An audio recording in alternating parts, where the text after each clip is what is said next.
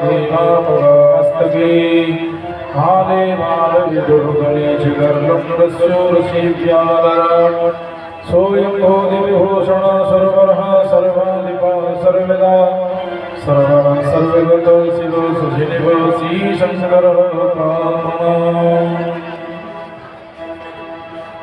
वसुदेवसुतं देवं कंसचाणूरमर्दनं देवकी परमानन्दं कृष्णं वन्दे जगद्गुरुं सर्वावतारचरितं सर्वशक्तिसमन्वितं श्रीमद्भागवतं वन्दे यत्परमानन्दनन्दनम्। हाँ, सभी सज्जनों से निवेदन थोड़ा बहुत नाम उच्चारण करेंगे। पहले हम थोड़े सब पीछे से मिलके बोलना। श्रीमन्नारायण नारायण नारायण श्रीमन्नारायण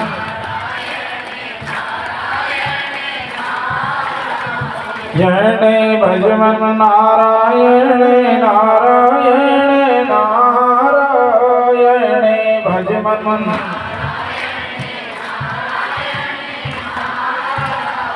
यणे लक्ष्मी नारायण नारायण नारायण लक्ष्मी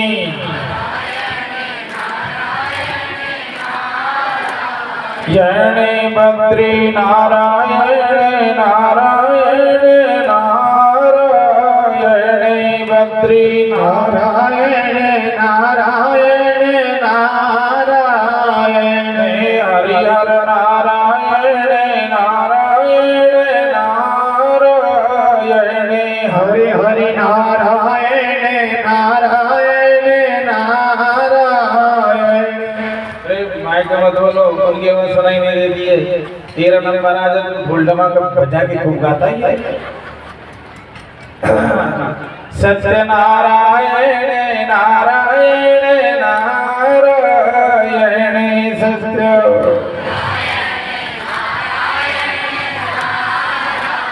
जय भगवान नारायण नारायण नारायण भगवान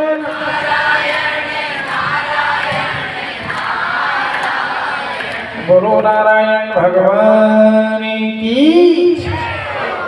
प्रिय सज्जनों, माता भाई बहनों, 7 दिन का जो साप्ताहिक जो है अनुष्ठान ये चल रहा है, आज समापन की ओर है। मेरा सभी से निवेदन है कि 7 दिन तक आपने भगवान की कथा को बड़े भाव से सुना, लेकिन एक बात निवेदन कर रहा हूँ जो तो मुझे पहले ही करनी थी कि 7 दिन में कोई एक बात को भी याद रखे, पकड़े, जीवन में उतारे तो कल्याण हो। कैसे? देखो, उदाहरण देते हैं कि एक बंदर था, तो बंदर जो है ना, भूड़ी का खेत उसको मिल गया, वहां में भूड़ी लग रही खूब बढ़िया बढ़िया। बंदर भूड़ी का खेत को देख खुश है, वहां ने एक भूड़ी तोड़ी और आगे उसको और भी दिख गई, अरे उनका और भी आ गए।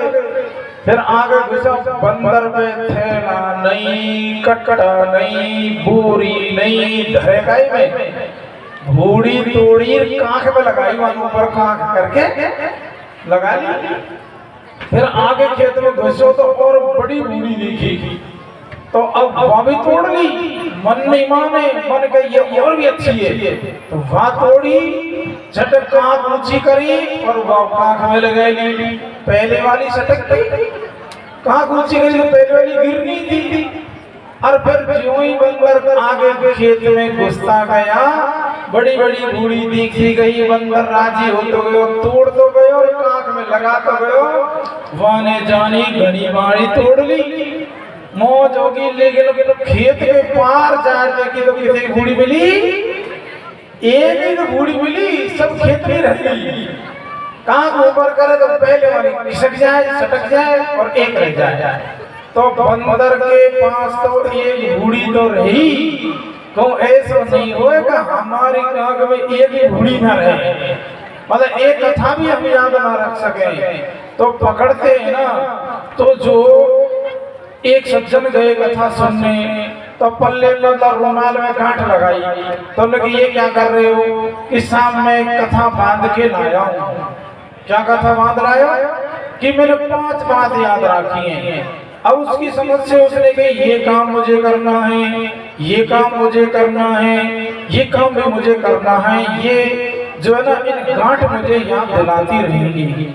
तो भाई लोग माता भी जो है सज्जन हैं, बात को जो सुनते ध्यान से तो वो जरूर अपने जीवन में उतारते हैं। और नहीं पकड़ते ना तो कितने भी कह लो, कितने भी सुन लो। देखो एक जगह महात्मा जी कथा कह रहे थे, एक बूढ़ा बाबा कोई इतनी दूर से निहालपुरा महुखीड़ा से पैदल पैदल, पर बूढ़ा था, मन में इच्छा जरूर थी कथा सुननी चाहिए। तो वहां के एक छोटो सो पोतर है, वासुकी बेटा तू मेरे साथ चल, क्या मैं बूढ़ा बड़ा हूँ, दिखता कम है, तो मैं तेरे को मुझे प्रसाद मिले ना वो तो ही को दे दूंगा, पर तू मेरे साथ चला कर कथा में। अब वो बच्चा है उस बाबा के साथ में उसको पकड़ के और लाके के कथा में बैठा दिया। वहां के बेटा ऐसी जगह बैठा खम्भ के सहारे मगर लगा बैठे हुए कोई जगह हो सीधे, माने बाबा पीछे खम्भ से आ रहा तो पीठ लगा बैठा, माने कि तू दूर में यहीं बैठ मेरे बगल में, बाबू बैठा लिया। अब जब महात्मा जी कथा कहे तब तो बाबा सो जाए, सो बाबा आराम से। और ज्यों ही हमारे प्रेम जी जो है ऑर्गन बजा ढोलकी में थाप लगे तो बाबा खट्टा खुल गया। और बाबा बूढ़ो 80 साल का बैठे बैठा की गर्दन हले, आनंद आ गया भजन में आनंद आ गया, बाबा की गर्दन हले बैठे बैठे की। ज्यों ही भजन बंद बाबा सो जाया। अब महात्मा जी देखे सामने से प्रेम जी की निगाह बहुत तगड़ी है, और बूढ़े बूढ़े पे निगाह रखे, चश्मा वाला बाबा सो रहा है, कबीले वाला बाबा कम से कम 8 दिन तक खड़े हो जा, 4 दिन तो कथा सुन के आए हो, कभी भी आए हो, का जो है ना 8 दिन तो खड़े हो जाना चाहिए। तो फिर महात्मा जी देख रहे हैं बाबा मैं कहूँ कथा जब तक सो जा, भजन में वो जब गर्दन हिलावे, तो उन्होंने कही, महात्मा जी ने इशारा करो बच्चे को, एक बेटा इधर आया, देख 1 रुपया रोजीना दूंगो तो काई बात हो कि तेरो बाबा जब सोए ना तो उसका घोड़ा हिला देना, बाबा को झटना, कहना ए बाबा तू कथा सुनने आया सुने, उसको सोए मत दे तू, रोजीना 1 रुपया मिलेगा। सब बच्चा खुश है, सब बाबा को नींद आई, इसको हिलावे लगो, ए बाबा तुम सो गो, बाबा तू सो गया आया सुन बे। सब भाने के ये छोरा न थे घर को सो गए, भाने के छोरा क्या होगा। दूसरे दिन फिर जगह लगे बेटा मैं सोऊं तो जगूं, तू मेरे हाथ मत लगावे, तो को 2 रुपया रोजी न दूंगा मैं उसे। वाने 2 रुपया देने कह रही, सब छोरा और राजी है 2 रुपया देगा, बाबा दे 2 रुपया रोजी ना। अब बाबा को जगावे नहीं, तो हाथ में देख रहे हो छोरा को 1 रुपया देगा, जगा नहीं रहे हो, छोरा से कहे जगा इसको, इशारा क्यों नहीं जगावे, हमें महाराज तू तो 1 रुपया ही दे, मेरे बाबा 2 रुपये दे, क्यों जगाओ, तू 1 रुपया दे बाबा 2 रुपये दे, क्यों रिश्वत दे, बाबा से बात करो। ए बाबा क्या नाम है तेरा, खास भाई, बाबा मैं आया हूँ नौसू निहालपुरा, बहुत दूर से चल के आते हो, मैं तो बाबा तू सुबह आवे कि सुनवे, अरे महाराज तुम यूं जानो को मैंने अभी सुनी है कथा, ये सी तो मैंने 60 कथा सुन ली 61 सुन में। कब बाबा सोते सोते तो 100 कथा सुन लो, 100 तब भी क्या फायदा होगा भाई, सोते रहे हम लोग, कुछ याद रखे नहीं, पकड़े नहीं, तो क्या फायदा। और पकड़ते हैं ना तो माता हो चाहे भाई हो बहुत अच्छे पकड़ते हैं। एक परिवार में एक बहू आई और परिवार के लोग पढ़े लिखे थे, सभ्य भाषा बोलते थे, लेकिन वो नई बहू आई ना, उसका बोलने का ढंग अच्छा नहीं था। वो कैसे बोलती, अरे तू क्या कर रही है, अरे तू कहाँ जा रही है, अरे तू आज तू यूं मर के ऐसे तू तना के बोलती तो सासू लड़ी, हे बहू तेरे को बोलना नहीं आता, सब पढ़ी लिखी बहू बेटियां हैं यहाँ, कैसे बोलती है, तू ऐसे नहीं बोला कर। तो वो डर गई, कदे अच्छी कार लगा के तो बोल, कम से कम पढ़ी नहीं तो जी तो लगा दिया कर। ससुर जी, सासू जी, जेठ जी, देवर जी, ननद जी, भाई जी, जी लगा कर बोला कर। इतना तो सीखना चाहिए तेरे को। बहन की सासू जी की कोशिश करूंगी।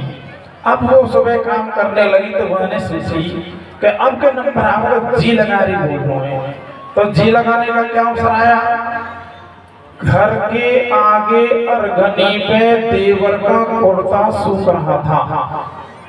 कुर्ता सूख गो, गर्मी के दिन हवा चली नीचे गिर गो गाड़ी में, और एक छोटो सो भैंस को पाड़ो, डोल तो आयो, कुर्ता के ऊपर होर निकलियो, और निकलते गोबर कर दिया कुर्ता को ऊपर।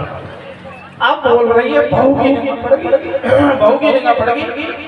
अब बहू कह रही सासू जी, सासू जी, तो सासू जी घर में से निकली, सासू जी देखो देवर जी के कुर्ता जी पे पाड़ा जी ने गोबर जी कर दिए जी।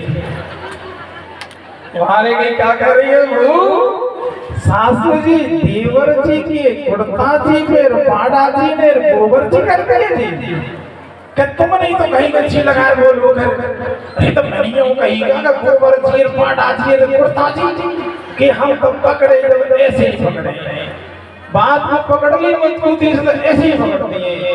जब माता बहनें पकड़ती है ना बात को, तो वास्तव में ऐसे ही पकड़ती है कि कभी छूटती नहीं है। जब हमने इसे कहा कि भाई किसी की झूठी थाली में भोजन नहीं करना चाहिए, शुद्ध पवित्र आसन पर बैठ के पानी रख करके स्वच्छ थाली में और भगवान का स्मरण करके भोजन करना चाहिए। अब कह दिया पकड़, अब पहले तो झूठन में खा लेती, अब वो क्या हो गया, कोई कोई झूठी को खावे, अरे तो तेरे बाप की झूठी नहीं खा रही, क्या हो गया, कोई भी हो, मेरे से महाराज ने कह दिया मुझे झूठी थाली में नहीं खाना है। तो पकड़ने बात बोलो ना, तो वास्तव में ये बहुत अच्छी तरह पकड़ना चाहिए, लेकिन पकड़े क्या, माता बहनों बड़े भाग जो है ना उससे अवसर मिलते हैं वो, लेकिन माता बहन चाहे कथा में जावे, सत्संग में जावे, लेकिन समझ कम आता है। पता नहीं महात्मा जी कछु बड़ी आई कह रहे भगवान की कथा है, कहा पतो, तो देखो ऐसी बात है कि इनको ऐसे तक पता नहीं। एक थोड़ा सा और एक दृष्टांत निवेदन कर दूं कि जेठ का था महीना, गर्मी जो है ना लू चल रही, जगह तगड़ी, धरती तप रही, और एक बुढ़िया सड़क के किनारे पेड़ के नीचे प्याऊ लगाकर बैठी थी, पानी पिलाती। एक महात्मा जी नंगे पैर, चप्पल जूते कुछ नहीं, बहुत से महात्मा बिना जूते चप्पल पहने रहते हैं। अब बुढ़िया ने देखो दूर से महात्मा, रे वो महात्मा पे चप्पल जूते कुछ नहीं, इतनी गर्मी पड़ रही है, अरे देखो बताओ यहाँ से क्या बढ़ रही होगी। तो नजीक आए जब बुढ़िया बोली, ध्यान से सुनना, ओ बाबा अरे जल्दी भाग्या छाया में, तेरे खुर बढ़ गए बाबा, तो मैं खाई रही हूँ, खुर बढ़ गए। महात्मा छाया में के कह रहे बुढ़िया क्या बोल रही है, खुर बढ़ गए, खुर बढ़ गए, मेरे को ढांढाऊंगा, मेरे को बैल हूँ, भैंस हूँ मैं, तेरे बोलना नहीं आता तो कौन से गाँव की है। अब डोकरी डर गई, बाबा बिना पड़ी हूँ, बुरो मत माने, मैं तो छाया में बुलाया, बहुत गर्मी पड़ रही है, तो तू इतना बोलना नहीं जानता तो अब सीख ले। महात्मा के जो है ना खुर नहीं बोलना, पग भी नहीं कहना। अरे बाबा का कहूँ, महात्माओं के होते हैं चरण कमल, महात्मा के चरण कमल होते हैं, तो चरण कमल बोलना चाहिए। तो डोकरी क्या बोली, ए बाबा आग लगा थारा चरण को, तो नाम ही गाँव बड़े बड़े थारा चरण के आग लगा, वो तो नाम ही गाँव बड़े। महात्मा ने कहे बुढ़िया ऐसे बोलेगी चरणों में आग लगाओगी ना तो सूती नरक में जाएगी, नरक में जाओगी। तो डोकरी क्या कहती है, हो बाबा अच्छी बात कही, हमको नरक में कौन सा दे, नरक तो कोई तुम स्थान के लिए मिलेगा। महात्मा से कह रही है नरक तो कोई तुम स्थान तुम्हारा है, हमको नरक में कौन सा दे, तुम भजन करो दिन रहे तुमको मिलेगा नरक, हमको कौन सा दे नरक। डोगरी ने जाने कोई नरक, अब यही पता नहीं डोगरी को नरक क्या है और स्वर्ग कोई पता नहीं। अब भी बहुत सी माता आ रही होंगी, सुन रही होंगी, पर पता नहीं।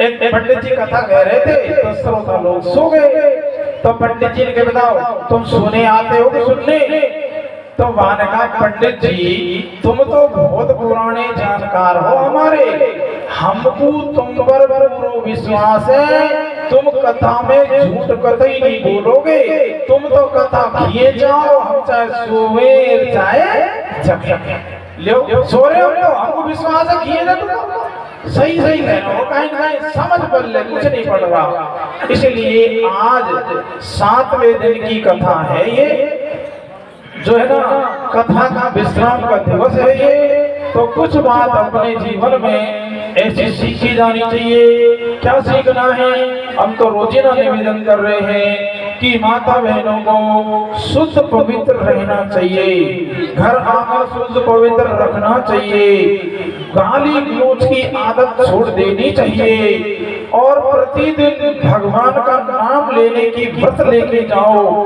कि हम जब हरि सरपंच ने कथा कराई जब से ले लिया कि भगवान का नाम, क्या नाम लेना है आप सुन लो कि जिन माता बहनों के बच्चों के बच्चिन के नजर लग जावे, कोई देवतान के झाड़ा देवा बटोले, कोई मस्जिद में चली जाए, और बहुत ही घर घर में नजर बच्चों को सब कितनों भी कैसा भी हो लेकिन नजर लगेगी। तो देखो भोजन करने का तरीका हम बता रहे, शुद्ध पवित्रता से बैठ के भोजन करना चाहिए, और भगवान का 21 बार नाम सुमर के भोजन शुरू करो, भोजन करने के बाद 21 बार बोलो, प्रतिदिन ऐसा करोगे तो समझ लो बच्चा घर में भी आदि व्याधि नहीं रहती। जिस घर में शुद्धता पवित्रता कौन कौन सी है, पहली शुद्धता है स्थान शुद्धि, जिस जगह भोजन बनता है उस सारे रसोई को पूछा लगा के बर्तन धो करके शुद्ध पवित्रता से भोजन बनाओ, स्नान करके भोजन बनाओ। मासिक धर्म आ जाए तो रसोई में ही मत घुसो, छाछ मत करो, दूध के हाथ मत लगाओ, भैंसों को चराओ, चारा डालो, खेत में काम करो, लेकिन ऐसी स्थिति में भोजन नहीं बनाना चाहिए। पहली बात स्थान शुद्धि, रसोई साफ सुथरी हो। फिर ये चप्पल तो रसोई की है, रसोई की अलग स्पेशल है, और उन चप्पल को माथा में पड़ा तो कैसी चप्पल है, वो चप्पल से मेरे पिटाई करिए, जब जो कहते हैं रसोई की चप्पल से का फर्क पड़ा है, फिर से कोई फर्क नहीं पड़ा तो रसोई की चप्पल है, ये रसोई की कोई स्पेशल होती है क्या, तो रसोई में चप्पल आदि नहीं ले जाना चाहिए, स्थान शुद्धि। दूसरे नंबर में निमित्त शुद्धि कि हम भोजन क्यों बना रहे हैं, हम हमारे चोरा चोरी को हमको बना रहे हैं, ठीक है भोजन बनाओ, लेकिन भगवान का अपने घर में जो है एक देवालय होना चाहिए।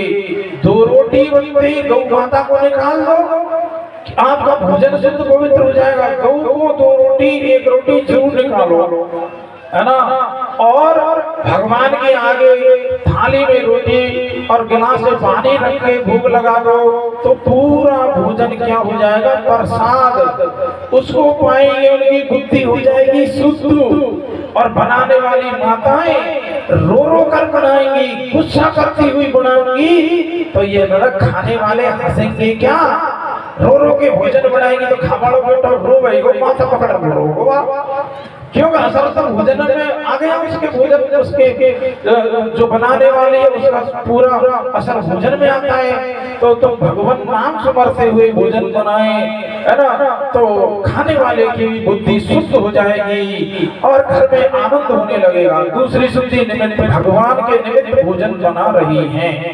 तीसरी शुद्धि क्या है, संस्कार शुद्धि, भोजन जो है ना अपने घर में शुद्ध सात्विक भोजन बनाना चाहिए, है ना, तमोगुणी भोजन नहीं बनाना चाहिए। और चौथे नंबर की अर्थ शुद्धि की मेहनत की कमाई का जो धन होता है उसी के खाने से बुद्धि शुद्ध रहती है। जो बेईमानी से है, अधर्म से, अनीति से घर में कमाया धन आया है तो वह शुद्ध भोजन अशुद्ध माना जाता है। तो ऐसी ऐसी बातें आप लोगों ने कथा में सुनी तो याद रखें अपने जीवन में, उसको उतारे ऐसी जिंदगी। हाँ, क्या नाम लेना चाहिए कि इस बार वो मैं भूल गया, अब उसको मैं 2 बार 4 बार बोल के फिर वाणी को विराम कथा के उछल के आप सब बोलना माता में। लेकिन ये भी मत सोचना ये तो हमारे जाने मंत्र है, रोजीना ही हमें सब दुनिया ही जानती है, लेकिन नहीं बिन जाने हुई पड़ती थी। तो क्या नाम बोलना है, मैं बोलूं पहले सभी बोलना। श्री राम जय राम जय जय राम,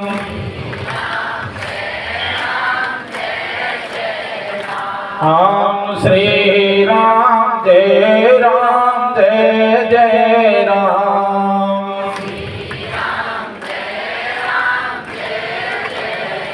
हम श्री राम जय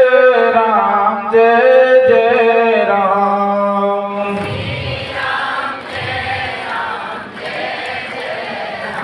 हम श्री राम जय जय राम।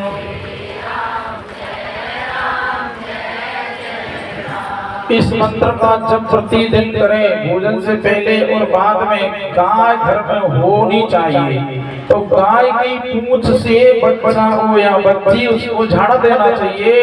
नजर कुछ भी परेशानी होती है वो ठीक होती है, अथवा मुर्गी पांखों से भी ले लेना चाहिए। अब ये बात निवेदन करिए या आप इन बातों को याद रखें, अपने जीवन में शुरू कर दें भगवान का नाम लेना। शोभावन की बात है कि भजन बिना मानव की जिंदगी अधूरी है, सूनी है, रूखी है ना। इसलिए अपनी जिंदगी में आप 50 काम करते हो, धन्यवाद, लेकिन 51वां काम एक भगवान का भजन और जोड़ दो कि वेद पुराण शास्त्र यश गायो और राम विमुख काहुन सुख पायो। लाभ की कछु भरी भक्ति समाना, जी गावई श्रुति संत पुराना। लाभ भगवान की भक्ति से कोई बड़ा लाभ नहीं है, इसलिए भक्ति करने लग जाओ। बोलो भागवत भगवान की जो। तो इसका मतलब हम बहुत नाराज रहे, जे जोर से नहीं बोली बोलो भागवत भगवान। ठीक, धन्यवाद।